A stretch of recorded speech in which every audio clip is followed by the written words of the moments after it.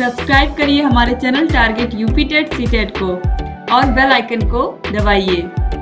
Hello friends, मैं रेनू स्वागत करती हूँ आप सभी भावी अध्यापक एवं अध्यापिकाओं का आपके अपनी channel target UP TET CTET में। दोस्तों, आज इस वीडियो में हम आपके डीएलएड थर्ड सेमेस्टर की सेकंड पेपर समावेशी शिक्षा एवं विशिष्ट आवश्यकता वाले बालकों की शिक्षा निर्देशन एवं परामर्श यानी कि सेकंड पेपर के मोस्ट इम्पोर्टेंट बहुविकल्पी क्वेश्चंस को पढ़ने जा रहे हैं आपके रजन सीरीज के। और यहाँ पर आज हम पार्ट 1 पढ़ने वाले हैं। अधिलघुत्री क्वेश्चंस को सारे मैं पढ़ा चुकी हूँ। फर्स्ट पेपर आपका शैक्षिक मूल्यांकन सारे के सारे बहुविकल्पी अधिलघुत्री ऑलरेडी मैंने पढ़ा दिए हैं।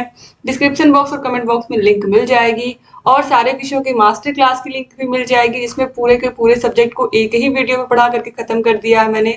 और सारे विषयों की क्लासेस भी मिल जाएंगी। सारे विषयों के प्रीवियस ईयर क्वेश्चन पेपर्स हमने 6 से 7 साल के हर विषय के previous year question paper solve करवाए हैं, आप उनको भी जा करके देख सकते हैं। सारे सीरीज ऑलरेडी हम पढ़ा चुके हैं, यहाँ पर फिर से आप लोगों को पढ़ा रहे हैं। तो आप सारे की सारी तैयारी हमारे channel target UP TET CTET से आसानी से कर सकते हैं। दोस्तों, अलग से आपको कुछ पढ़ने की जरूरत ही नहीं पड़ेगी अगर आपने केवल सारे वीडियोस को देख लिया। तो क्वेश्चन नंबर 1 है, विशिष्ट बालक किस बुद्धिलब्धि में नहीं आते हैं? याद रखिएगा, विशिष्ट बालक जैसे ही कहीं भी आपको दिखेगा तो बस आपके दिमाग में ये बात आनी चाहिए कि सामान्य बच्चों को छोड़ करके जो सामान्य बालक होते हैं, जिनकी बुद्धिलब्धि 90 से लेकर के 110 होती है, इनको छोड़ करके बाकी सभी बच्चों को हम विशिष्ट बालक कहते हैं। चाहे वो प्रतिभाशाली बालक हों, चाहे वो बहुत तेज बच्चे हों, चाहे मंद बुद्धि बालक हों, चाहे शैक्षिक रूप से पिछड़े हुए बालक हों, चाहे दिव्यांग या विकलांग बच्चे हों, किसी भी प्रकार से, तो ये सारे के सारे बच्चे किस में आते हैं? विशिष्ट बालकों में आते हैं। तो सामान्य बच्चों को छोड़ करके यानी कि विशिष्ट बालक किस बुद्धिलब्धि में नहीं आते हैं? तो 90 से 110, क्योंकि ये क्या होता है, ये सामान्य बालकों की बुद्धिलब्धि होती है। तो इस बुद्धिलब्धि को छोड़ करके बाकी सभी किस में आएंगे? बाकी सभी विशिष्ट बालकों के अंतर्गत आएंगे। जितनी भी बुद्धिलब्धि है सब के सब विशिष्ट बालकों में आएंगे। ठीक है। इसके बाद क्वेश्चन नंबर 2 पे आते हैं, विशिष्ट आवश्यकता वाले बच्चों में सम्मिलित नहीं है। देखिए, सेम यही क्वेश्चन पूछा है दूसरा कि विशिष्ट आवश्यकता वाले बच्चों में कौन से बच्चे नहीं आते हैं? तो कौन से बच्चे नहीं आते हैं? सामान्य बच्चे नहीं आते हैं, सामान्य बालक नहीं आते हैं। बाकी दिव्यांग बालक, तीव्र बुद्धि वाले बालक यानी कि प्रतिभाशाली बालक, ये सब तो आते ही हैं विशिष्ट आवश्यकता वाले बच्चों में। तो सामान्य बालक विशिष्ट आवश्यकता वाले बच्चों में सम्मिलित नहीं है। ये सारे के सारे क्वेश्चन आप देखिए 2022 में पूछे हुए हैं। आगे बढ़ते हैं। आप क्वेश्चन नंबर 3 है, ब्रेल लिपि का विकास किया। तो ब्रेल लिपि के जनक कौन है? लुई ब्रेल है, आप लोगों को पता ही है। तो यहाँ पर देखिए लुईस लिखा हुआ है, तो यहाँ पर इसको आप लुई समझिएगा। ऑप्शन नंबर 7 जो है ये सही हो जाएगा। लुई ब्रेल जो है ये ब्रेल लिपि के जनक हैं। क्वेश्चन नंबर 4 है, भाषा कौशलों के विकास हेतु उपकरण हैं कंप्यूटर, श्रव्य दृश्य सामग्री या दृश्य श्रव्य सामग्री, भाषा प्रयोगशाला या उपयुक्त सभी। तो भाषा कौशलों के विकास के लिए भाषा के कौशल, पढ़ना, सुबोपली के हिसाब से अगर हम चले तो सुनना, बोलना, पढ़ना, लिखना, इनके विकास के लिए कंप्यूटर भी काम आएगा, श्रव्य दृश्य सामग्री भी काम आएगी, भाषा प्रयोगशाला भी काम आएगी। तो ऑप्शन द जो है उपयुक्त सभी ये राइट आंसर हो जाएगा। क्वेश्चन नंबर 5 पर आते हैं, भारतीय पुनर्वास परिषद की स्थापना हुई थी। पुनर्वास परिषद की स्थापना हुई किस लिए थी? ये हुई थी विशिष्ट आवश्यकता वाले बच्चों के लिए हुई थी, जहां पर ये इन्हें फिर से, जैसे अगर किसी बच्चे को ले जाकर के कहीं पर काम करवाया जा रहा है, जैसे कि ईंट भट्टे पर किसी छोटे बच्चे से काम कराया जा रहा है, विकलांग बच्चा है, ऐसे बच्चों को शिक्षा की मुख्य धारा से जोड़ने के लिए, उनका पुनर्वास करने के लिए, यानी कि उनको रहने की भी सुविधा देना, उनको पढ़ाई की भी सुविधा देना, एक ऐसा परिषद बनाया गया। तो ये बनाया गया 1992 में। तो ऑप्शन द जो है ये सही हो जाएगा 1992 में। तो भारतीय पुनर्वास परिषद की स्थापना कब हुई थी? 1992 में हुई थी। 2022 में ये सारे क्वेश्चन पूछे हुए हैं, आप देख सकते हो। क्वेश्चन नंबर 6 है, ब्रेल लिपि उपकरण उपयोग में आती है। तो ब्रेल लिपि कैसे बच्चों के लिए बनाई गई? ऐसे बच्चों के लिए बनाई गई जिन्हें देखने में समस्या थी, यानी कि दृष्टि दोष वाले बालकों के लिए बनाई गई थी। तो यहाँ पर आप देखिए ऑप्शन नंबर आ जो है दृष्टि दोष बालकों के लिए राइट आंसर हो जाएगा। तो ब्रेल लिपि उपकरण उपयोग में आता है दृष्टि दोष बालकों के लिए, यानी कि ऐसे बच्चे जिनको देखने में समस्या होती है। तो ऐसे बच्चे ब्रेल लिपि के माध्यम से पढ़ाई करते हैं, जिसमें 6 बिंदु होते हैं जो कि उभरे हुए होते हैं, और उसी को बच्चे हाथ रख करके पढ़ना सीखते हैं। क्वेश्चन नंबर 7 पर आते हैं, अस्थि बाधितों हेतु आरक्षण का प्रावधान है। जो अस्थि बाधित बच्चे हैं, जिनकी हड्डियों में किसी प्रकार की कोई प्रॉब्लम है, या उनकी रीढ़ की हड्डी टेढ़ी है, या फिर हाथ या पैर नहीं है, ऐसे बच्चों हेतु आरक्षण का जो प्रावधान है वो 4% है। तो ऑप्शन ब जो है 4% ये राइट आंसर हो जाएगा। ठीक है। क्वेश्चन नंबर 8 है, अस्थि बाधितों हेतु संस्थान कहाँ है? कानपुर में, नागपुर में, देहरादून में, या फिर नई दिल्ली में? तो अस्थि बाधितों हेतु जो संस्थान स्थित है वो है नई दिल्ली में। तो ऑप्शन नंबर द जो है नई दिल्ली, ये राइट आंसर हो जाएगा। दोस्तों इसके अलावा एग्जाम में ये क्वेश्चन इस तरीके से भी पूछ सकता है कि शारीरिक अक्षमता वाले व्यक्तियों के लिए संस्थान कहाँ स्थित है? शारीरिक अक्षमता में ही आप लोगों का ये सब आ जाएगा। शारीरिक अक्षमता में ही अस्थि बाधित बच्चे आ जाते हैं। इसके अलावा दृष्टि बाधित बच्चे आ जाते हैं, मूक बधिर बच्चे आ जाते हैं, जिनको जो देख नहीं सकते, जो सुन नहीं सकते, जो बोल नहीं सकते, जो बच्चे जिनकी हड्डियों में प्रॉब्लम है, ये सारे बच्चे शारीरिक विकलांगता के अंतर्गत आते हैं। तो शारीरिक विकलांगता के लिए जो संस्थान है वो कहाँ स्थित है? नई दिल्ली में स्थित है, शारीरिक अक्षमता वाले व्यक्तियों के लिए संस्थान। ठीक है। तो यहाँ पर ऑप्शन द जो है सही हो जाएगा। और अगर एग्जाम में पूछता है कि राष्ट्रीय अस्थि विकलांग संस्थान कहाँ स्थित है, अगर इस तरीके का प्रश्न पूछता है कि अगर राष्ट्रीय आगे लगा करके पूछता है राष्ट्रीय अस्थि विकलांग संस्थान कहाँ स्थित है, तो इसमें आप देखिए ऑप्शंस में कहीं भी कोलकाता नहीं दिया है। ठीक है। तो कोलकाता, आप लोग अगर कोलकाता दिया रहेगा तो आप लोग कोलकाता लगाइएगा। ठीक है। इसके अलावा दोस्तों अगर एग्जाम में पूछता है कि राष्ट्रीय दृष्टि विकलांगों हेतु राष्ट्रीय संस्थान कहाँ स्थित है, तो दृष्टि विकलांगों के लिए राष्ट्रीय संस्थान स्थित है देहरादून में। ठीक है। तो यहाँ पर देखिए देहरादून दिया, लेकिन देहरादून किन के लिए? ऐसे बच्चे जो देख नहीं सकते हैं, दृष्टि बाधितों के लिए देहरादून में स्थित है। तो याद रखिएगा। क्वेश्चन नंबर 9 है, विशिष्ट शिक्षा के अंतर्गत कौन आता है? विकलांगता, रोगग्रस्तता, अक्षमता, या उपयुक्त सभी? तो ये सारे आते हैं विशिष्ट शिक्षा के अंतर्गत। ऑप्शन द जो है ये सही हो जाएगा। क्वेश्चन नंबर 10 है, परामर्श एवं निर्देशन देने वाली संस्था मनोविज्ञान शाला उत्तर प्रदेश में कहाँ स्थित है? बहुत इंपॉर्टेंट प्रश्न, बहुत ही आसान प्रश्न।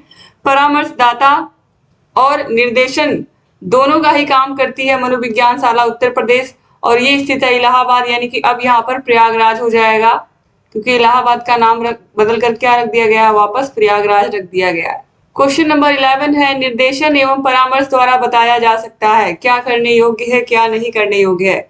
तो निर्देशन और परामर्श में हम यही बताते हैं कि क्या करने योग्य है और क्या करने योग्य नहीं है। तो इसीलिए आ और बा यहाँ पर दोनों सही हो जाएंगे। ऑप्शन सा सही हो जाएगा। क्वेश्चन नंबर 12 पे आते हैं, सही दृष्टि कहलाती है 6/6, 6/9, 6/12, या फिर 0.6/018। दोस्तों यहाँ पर राइट आंसर है ऑप्शन नंबर आ, 6/6।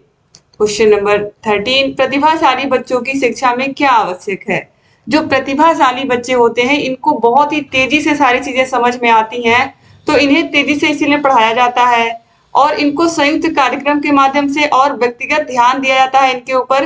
तो इसीलिए ऑप्शन द जो है उपयुक्त सभी ये राइट आंसर हो जाएगा। क्वेश्चन नंबर 14 पर आते हैं, भारत सरकार स्वयंसेवी संस्थाओं को कितना अनुदान देती है? स्वयंसेवी संस्थाओं, जिनको हम एनजीओ के नाम से भी जानते हैं, ये इन संस्थानों को सरकार कितना अनुदान देती है? 90%, 50%, 40% या 60%?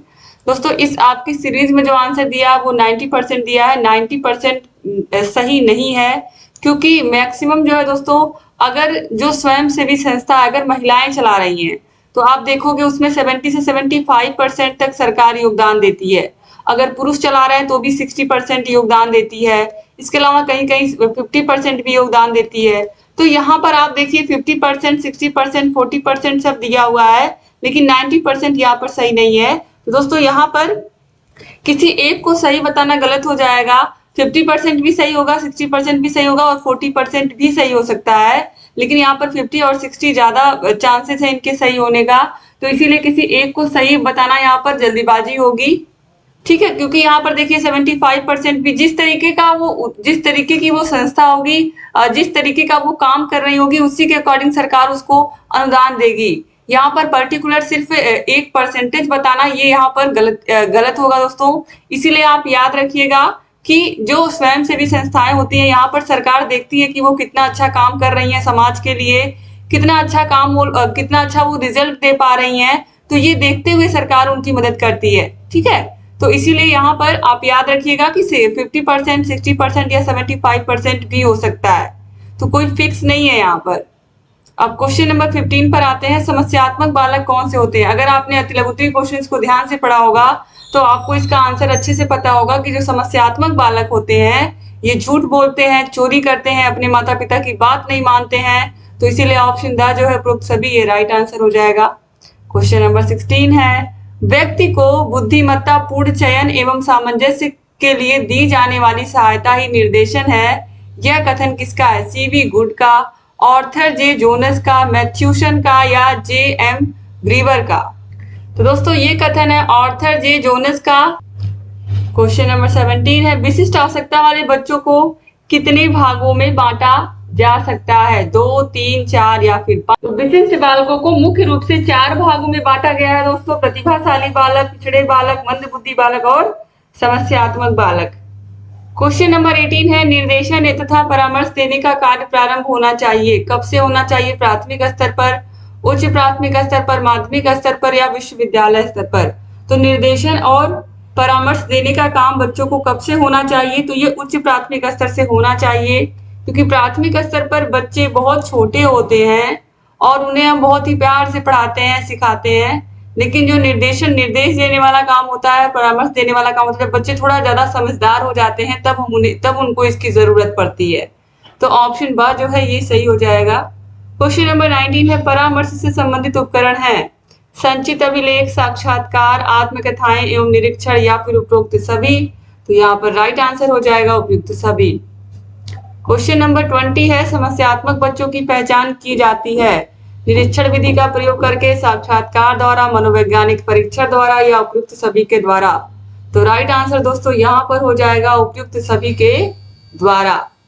क्वेश्चन नंबर 21 है, ब्रेल लिपि उपयोगी है। ब्रेल लिपि एक ऐसे बच्चों के लिए बनी है जो बच्चे देख नहीं सकते, यानी कि दृष्टि बाधित बच्चों के लिए बनी है। तो ऑप्शन नंबर आ जो है दृष्टि बाधित बच्चों के लिए ये राइट आंसर हो जाएगा। क्वेश्चन नंबर 22 है, पिछड़े बालकों की पहचान हेतु परीक्षण है सामान्य बुद्धि परीक्षण, मानवीकृत बुद्धि परीक्षण, नैदानिक परीक्षण या उपयुक्त सभी? तो पिछड़े बच्चों की पहचान के लिए ये सारे परीक्षण उपयोग में लाए जाते हैं। तो राइट आंसर ऑप्शन द हो जाएगा उपयुक्त सभी। क्वेश्चन नंबर 23 है दोस्तों, वंचित होना निम्न स्तरीय जीवन दशा या अलगाव को पोषित करता है जो कि कुछ व्यक्तियों को उनके समाज की सांस्कृतिक उपलब्धियों में भाग लेने से रोक देता है। यह कथन किसका है? गार्डन का, वॉलमैन का, ब्राउन का या क्रॉनवेल का? दोस्तों यह कथन है वॉलमैन का और बहुत इंपॉर्टेंट प्रश्न है ये। क्वेश्चन नंबर 24 है, धीमी गति से सीखने वाले बच्चों की समस्या क्या होती है? जो बच्चे धीरे धीरे सीखते हैं, हो सकता है उनको भाषा और वाणी की कुछ समस्या हो या देखने में कुछ प्रॉब्लम हो। इसके अलावा श्रवण प्रत्यक्षीकरण की समस्या यानी कि सुनने में कुछ दिक्कत हो। तो इसलिए यहाँ पर ऑप्शन द जो है उपरोक्त सभी ये राइट आंसर हो जाएगा। क्वेश्चन नंबर 25 पर आते हैं, अस्थि बाधिता के क्या कारण है? जन्मजात, दुर्घटना, बीमारी या उपयुक्त सभी? अस्थि बाधिता यानी कि अगर किसी बच्चे की हड्डियों में कोई प्रॉब्लम है तो जन्मजात भी हो सकता है, किसी दुर्घटना हो गई हो उस व्यक्ति के साथ, या उसको कोई बीमारी हो गई हो। तो राइट आंसर है ऑप्शन नंबर द उपयुक्त सभी। 2017 में पूछा हुआ प्रश्न है। क्वेश्चन नंबर 26 पर आते हैं, प्रतिभाशाली बालक हेतु शिक्षण विधि है गतिवर्धन, संपन्नीकरण या विशेष पाठ्यक्रम, विशिष्ट कक्षाएं या उपरोक्त सभी? तो राइट आंसर ऑप्शन द हो जाएगा। ये सारी चीजें प्रतिभाशाली बच्चों के शिक्षण के लिए उपयोगी होती हैं। क्वेश्चन नंबर 27 है, CAT परीक्षण बच्चों के लिए, बालिकाओं के लिए, वयस्कों के लिए या पशुओं के लिए? तो ये बच्चों के लिए किया जाता है। ऑप्शन आ जो है सही हो जाएगा।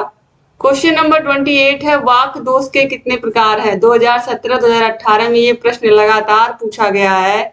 वाक दोष यानी कि जो बोलने की समस्या होती है ये कितने प्रकार की होती है? 4, 5, 6 या 7? तो जो वाक दोष होता है दोस्तों ये टोटल होता है 6 प्रकार का, जिसमें हकलाना, तुतलाना ये सारे आते हैं। इसके अलावा दोस्तों उच्चारण संबंधी दोष भी बच्चे के अंदर होता है। ओष्ठ विकृति, ओठों में किसी प्रकार की प्रॉब्लम अगर होती है बच्चे के, तो ये सारे आते हैं वाक दोष के अंतर्गत ही। क्वेश्चन नंबर 29 है, मंद बाधित बच्चे का डेसिबल स्तर होता है।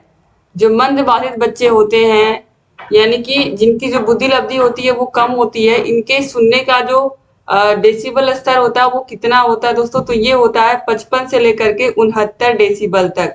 तो ऑप्शन बा जो है ये सही हो जाएगा। क्वेश्चन नंबर 30 पर आते हैं। सामान्य बच्चों की IQ या बुद्धि लब्धि कितनी होती है? तो सामान्य बच्चों की जो बुद्धि लब्धि होती है वो 90 से लेकर के 110 होती है। तो 110 तो यहाँ पर कहीं दिया नहीं है, तो इसीलिए ऑप्शन आ जो है 90 से 105 हम लगाएंगे, ऑप्शन आ सही हो जाएगा। क्वेश्चन नंबर 31 पे आते हैं। विशिष्ट व्यक्ति ऐसा व्यक्ति है जिसकी शारीरिक, मानसिक, बुद्धि, इंद्रिया, मांसपेशियों की क्षमताएं अनोखी हैं। यह कथन किसका है? क्रो एंड क्रो का, ही वर्ड का, क्रिक का, या फिर हेवेट एंड फॉरनेस का? ये किसने कहा है दोस्तों? तो ये कथन है हेवेट एंड फॉरनेस का। ऑप्शन ड जो है ये राइट आंसर हो जाएगा। 2017 में पूछा हुआ प्रश्न है। क्वेश्चन नंबर 32 है। परामर्श का उद्देश्य आत्म परिचय या आत्मबोध है। यह कथन किसका है? रूथ स्ट्रैंग का, रोलोम का, इंसमूर का, या फिर जोनस का? तो ये किसने कहा है दोस्तों? राइट आंसर यहाँ पर हो जाएगा ऑप्शन नंबर आ, रूथ स्ट्रैंग का ये कथन है।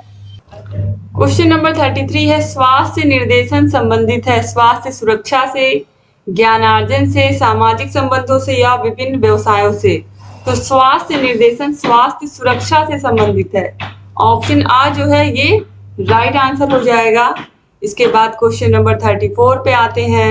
VN दास के अनुसार वंचित बालकों के लक्षण नहीं है। उत्कृष्ट शैक्षिक उपलब्धि, बौद्धिक विकास में क्रमिक ह्रास, शैक्षिक उपलब्धि में क्रमिक ह्रास, या शैक्षिक जीवन का अपरिपक्व रूप से समापन? तो वंचित बालकों का लक्षण इसमें से कौन सा नहीं है? तो उत्कृष्ट शैक्षिक उपलब्धि। जो वंचित बालक होते हैं उनकी शैक्षिक उपलब्धि अच्छी नहीं होती है, तो ये उनका लक्षण तो बिल्कुल भी नहीं है, क्योंकि ऐसे बच्चे पढ़ाई में बहुत अच्छे नहीं होते हैं, क्योंकि ये सुविधाओं से वंचित बालक होते हैं, अपवंचित बालक होते हैं ये। ठीक है, तो ऑप्शन आ जो है ये क्या हो जाएगा? राइट आंसर हो जाएगा। क्वेश्चन नंबर 35 पे आते हैं। बाल अपराधी बालकों के उपचार की कौन कौन सी विधियां हैं? बाल अपराधी बालक जो हिंसा करते हैं, दूसरों को डराते धमकाते हैं, तो ऐसे बच्चों के उपचार की क्या विधि है? पहली मनोविश्लेषणात्मक विधि, दूसरा है मनोवैज्ञानिक विधि, तीसरा है परिवीक्षण विधि, या फिर उपयुक्त सभी? तो ये सारी विधियां ऐसे बच्चों के उपचार के लिए प्रयोग में लाई जाती हैं, तो इसीलिए यहाँ पर ऑप्शन नंबर द जो है उपयुक्त सभी ये राइट आंसर हो जाएगा। तो इस तरीके से 35 क्वेश्चन आप लोगों ने कंप्लीट कर लिया। अगली वीडियो में हम सेकेंड पार्ट पढ़ेंगे, और सारे विषयों के वीडियोस की लिंक आपको डिस्क्रिप्शन बॉक्स और कमेंट बॉक्स दोनों जगह मिल जाएगी, तो आप जरूर जाकर के सारे वीडियोस को देखिएगा दोस्तों। वीडियो को शेयर जरूर करिएगा, और अगर जहां कहीं कोई भी समस्या आ रही है तो आप कमेंट बॉक्स में कमेंट करके हमें बता सकते हैं। और अगर आप कम समय में अपनी तैयारी बेहतर करना चाहते हैं, और कम समय में आप चाह रहे हैं कि आपके सारे विषय अच्छे से तैयार हो जाएं, सारे विषयों के आपको नोट्स मिल जाएं, वो भी हाथों से लिखे हुए, तो उसके लिए आपको हमारे app target UP TET CTET app को डाउनलोड करना होगा। ऐप की लिंक आपको डिस्क्रिप्शन बॉक्स कमेंट बॉक्स में मिल जाएगी। ऐप को डाउनलोड करने के बाद आगे की जो प्रक्रिया है, अगर आपको नहीं समझ में आ रही है तो इस नंबर पर कांटेक्ट करके हमसे आप पूछ सकते हैं। 2 हफ्ते में अगर आप अच्छे से पढ़ लोगे तो 2 वीक जो है वो काफी है आपकी तैयारी को बेहतर बनाने के लिए। सारे विषय आपको अच्छे से समझ में आ जाएंगे और बहुत ही अच्छी तैयारी हो जाएगी आपकी। अगर आप चाहते हो अच्छे नंबर लेकर के आना, तो आप जरूर डाउनलोड कर लीजिए ऐप को। और अगर कोई भी समस्या आ रही है तो कमेंट बॉक्स में कमेंट करके हमसे पूछ सकते हैं। आपको वहां पर भी हम आपको बता देंगे कैसे क्या करना है। तो आप लोग प्लीज जरूर ऐप को डाउनलोड करिए। ऐप को डाउनलोड करने के बाद सारे के सारे विषयों के आपको वहां पर नोट्स मिल जाएंगे, सारे विषयों की मास्टर क्लास मिल जाएगी, सारे विषयों के प्रीवियस ईयर क्वेश्चन पेपर्स मिल जाएंगे, सारे विषयों के राजन और पवन सीरीज की वीडियोस मिल जाएंगी, और सारे विषय बहुत ही अच्छे से आप तैयार करोगे, क्योंकि वहां पर कोई ऐड या कोई प्रचार नहीं आता है आपको ऐप में। केवल आप एकदम कंसंट्रेट होकर के अपनी पढ़ाई ही करते हैं। तो thank you so much video को पूरा देखने के लिए। चैनल से ऐसे बने रहिए, और अगर चैनल को सब्सक्राइब नहीं किया तो प्लीज सब्सक्राइब भी कर लीजिए, और वीडियो को शेयर करना मत भूलिएगा। थैंक यू सो मच दोस्तों। जय हिंद।